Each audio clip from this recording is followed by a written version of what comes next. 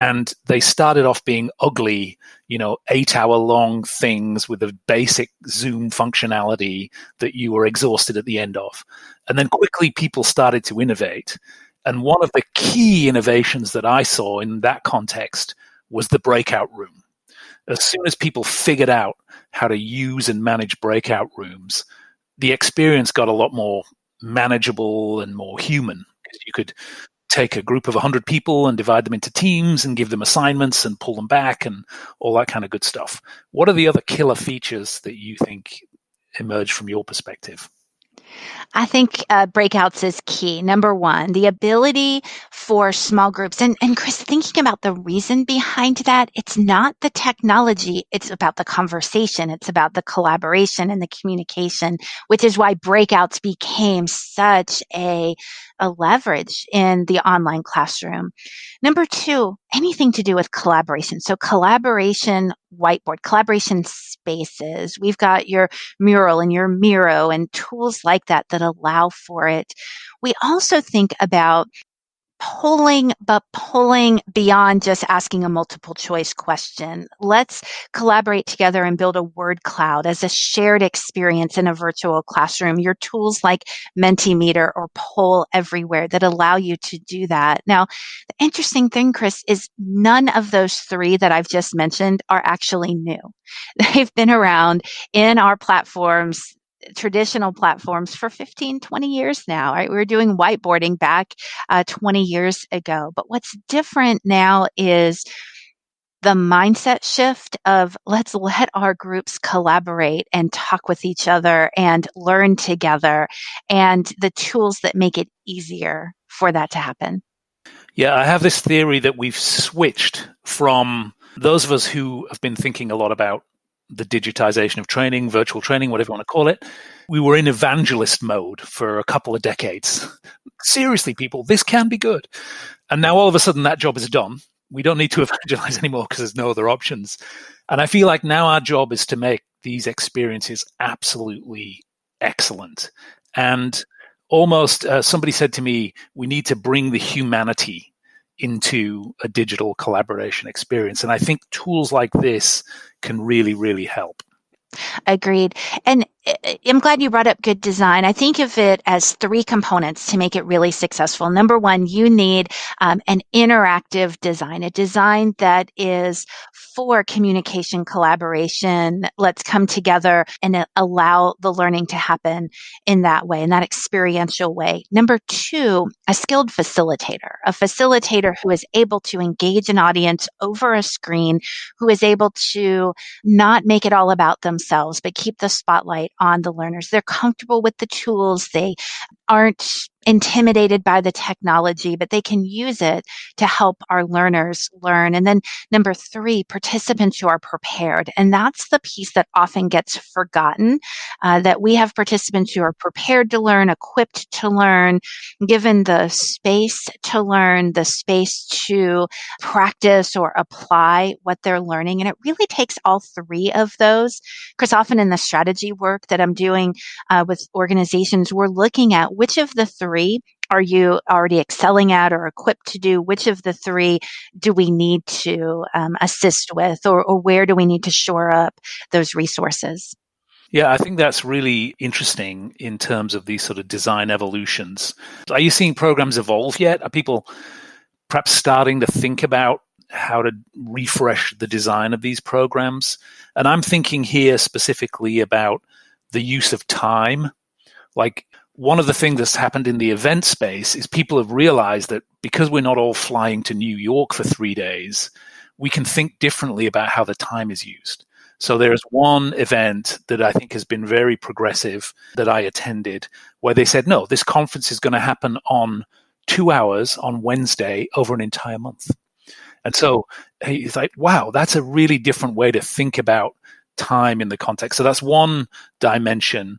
And also the sort of cohort size, and whether, I think a little bit more thoughtfully about who I'm going to bring and when, and how I'm going to put people together to learn. Are you seeing innovation in design? I'm seeing both of those. And when we think about design historically and for a while, we know that a blended journey, a spaced out experience is a much better learning opportunity than cramming it all into a short period of time, that the more we can do that. So the organizations who have been doing virtual learning and doing it well, they get that. That's not new for them. The ones who were forced to quickly band-aid a solution, quickly pivot, take that 3-day course and move it online and stuck with the 3-day online are right now struggling with or grappling with, okay, how do we now go back and redesign that experience? What really is going to get us the outcomes that we're looking for? And looking through how do we do that? It's also interesting that you brought up the cohort size, because when we think about online events, you can scale them quickly. You can put several hundred people into an online classroom. My question though is, should you?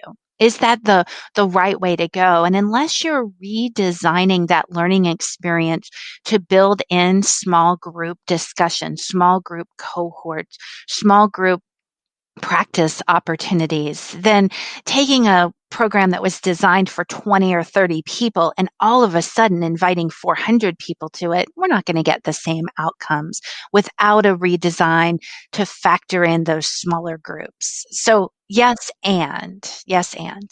One of the things that I have found in terms of participating and facilitating and teaching in this kind of context is it's helpful to have help. It's helpful to have somebody kind of working the technology, managing, producing the event, perhaps reading through the chat windows and surfacing kind of themes. What's your guidance for people around having producers involved? Yes, and yes. It is. It's a good best practice. There's been some studies done, some research done on the learner experience when you have a producer or a technical person who's helping to manage that with versus without.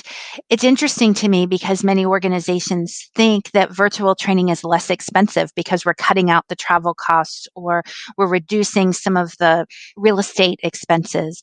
But when we factor in having a second person who is there to assist, right, there's still an investment in virtual training. And so, yes, it is a preferred best practice. And for organizations who struggle with either having the resource to do it or somebody with that technical expertise, that's an easy role to outsource. There are so many firms out there that you can hire producers or hire a technical expert to come in, whether it's the entire event or the first 30 minutes where a lot of the technical challenges happen. It will make such a difference in the user experience, in the facilitator experience.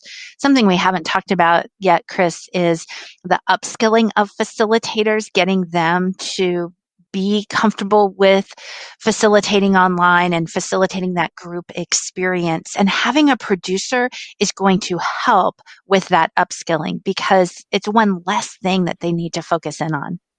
Yeah. Let's think about the future a little bit. And let's start by thinking about technology. What do you wish we could do with technology? I wish that bandwidth was not a limiting factor in so many locations, number one. And when we think globally, not just bandwidth, but power. Dealing with many of my global organizations who have employees who are in areas where power outages are common. So number one, let's figure that out. It's 2021. Let's figure that out. Number one. Number two, ease of use of these platforms. A learner should not have to jump through 10 hoops just to get connected to an online platform, whether it's signing in or coming to a platform and not having the ability to mute or unmute. Simple little things like that it should be so straightforward and simple for us to use. Number three, the ability we've got, when you look at workforce trends, not only people working from home, but the freelance economy, people working in multiple organizations. And so when we think about the limiting factors of having accounts on a system or being limited by what you can or cannot do. When we come into a virtual classroom, we need some super simple controls that I could change your role or somebody else's role to do what's needed to do and not have to have an uphill battle to be able to do that. Simple breakout rooms. Let's make it easy. We know collaboration is important. Let's make it easy to collaborate. Those are my top 4 wishes. Awesome. It's interesting that platforms, just the year-over-year shift in platforms in your own survey really illustrates that simplicity of Zoom was really its formula for success this year. Even my mom is pretty comfortable with Zoom. That and its ability to work on multiple devices. It was not a different experience for those on laptops versus those on tablets versus those on mobile devices. And it was one of the few platforms that had that advantage going into 2020. Yes, and it's always a trade-off, isn't it? Because remember, at the beginning, there was a lot of anxiety about Zoom bombing and some of the security around that, because on the flip side, Teams is almost impossible to work with if you're outside of the organization, because it embodies all the organization's sort of security. So it's always a trade-off, and I agree that's something as an industry we need to get much, much better at doing. Here's what I was thinking about before this conversation. Your focus historically, no disrespect in this, was taking an analog thing, like a training session or a workshop, which typically happened in a room, and moving it into the online world, right? Without losing some of the great things of being in the same room with learners. As we look into the future, and we assume that at some point in the not too distant future, we're going to be able to go back to work and actually hug people again and all that kind of good stuff. Do you think there's things we've learned from our time in the digital wilderness here that can make training sessions just better? Oh, so many things, Chris. One of them is asking the question, do we really need to come together in order for us to learn this? Are there self-directed resources or other ways that our employees or associates can learn? And I think out of necessity, that question has been asked, and that's a question that we should keep asking in the future.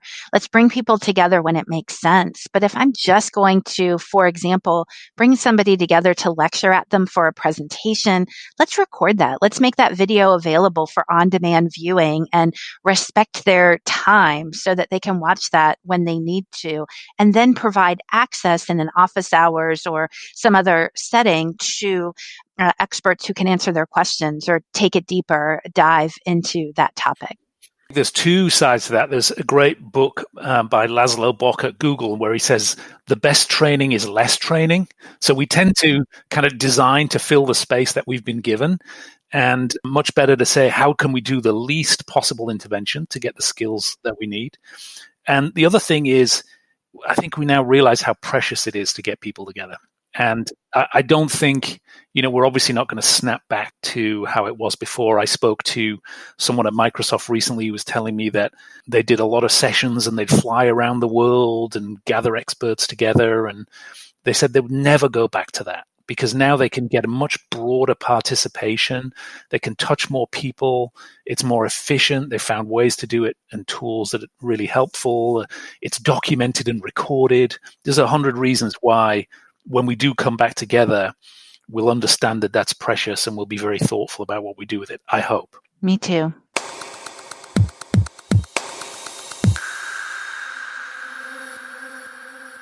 You and I talked earlier about watching the whole world move online for everything. And with that shift came some new perspectives and new people and things happening online that maybe we can learn from. I want to give you one example. Was I have been really trying to stay in touch with my parents who are back in the UK, haven't seen them for a year, but we stumbled across this thing where we fire up a Zoom meeting and then we go for a walk around their town on using Google Maps, right? And my parents will point out all these interesting things that's going on in their local town. It's like, I would have never done that before. We stumbled on it. And there's really, I guess my point is, there's no end to what you can do when you connect people through a screen and you have access to all the tools and every piece of information on the internet. I know one of the things that I've been thinking about is artists and performers are now having to find out how to work online as well. And they bring a sort of creative mindset that, perhaps those of us who've worked in corporations all our lives